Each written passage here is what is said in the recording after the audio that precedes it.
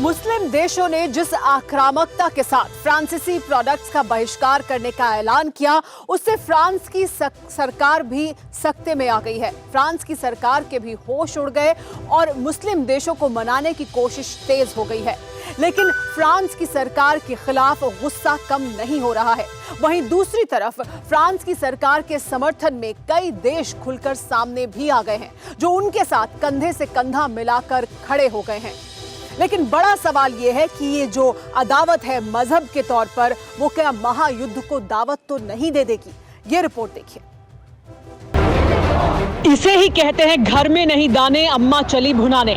जिन पाकिस्तानियों की हैसियत 2 वक्त चूल्हा जलाने की नहीं है, वो फ्रांस के सामान का बहिष्कार करने की बात कर रहे हैं। असल बात इतनी सी ही है कि पाकिस्तान के माए बाप अर्दोआन का फरमान था, इसीलिए कुछ नहीं तो जुबान तो है। पाकिस्तान के टीवी चैनलों के एंकर से लेकर रिपोर्टर तक इस कदर बौखलाए हुए हैं, गोया पेरिस तक जुबानी मिसाइल पहुंचानी है।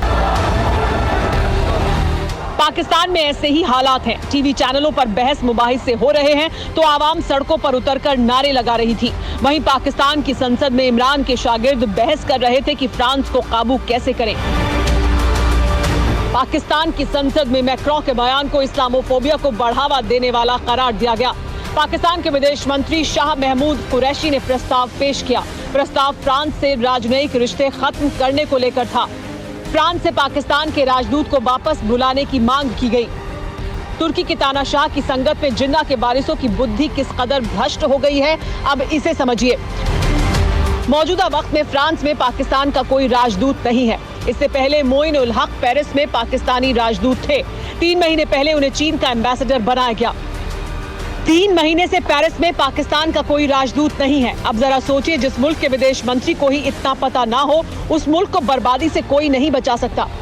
यानी पाकिस्तान में फ्रांस के खिलाफ जो भी हो रहा है, जिन्ना के नाकारा वारिसों की नौटंकी से ज्यादा नहीं है। लेकिन मुस्लिम मुल्कों के एक साथ आने के बाद यूरोप के देश भी एक साथ जुटने लगे हैं। फ्रांस का समर्थन भी बढ़ने लगा है। इन्हीं में से एक जर्मनी भी है।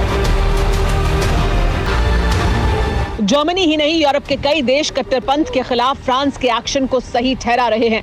तुर्की की करतूतों की वजह से यूरोपियन यूनियन भी फ्रांस के समर्थन में आ चुकी है।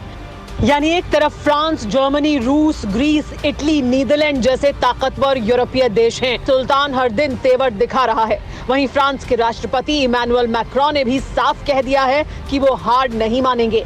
सवाल यह है कि अगर धार्मिक आधार पर इस्लामिक देश एक साथ खड़े होते हैं, तो ऐसे में क्या ईसाई देश भी एक होकर उनका मुकाबला करेंगे?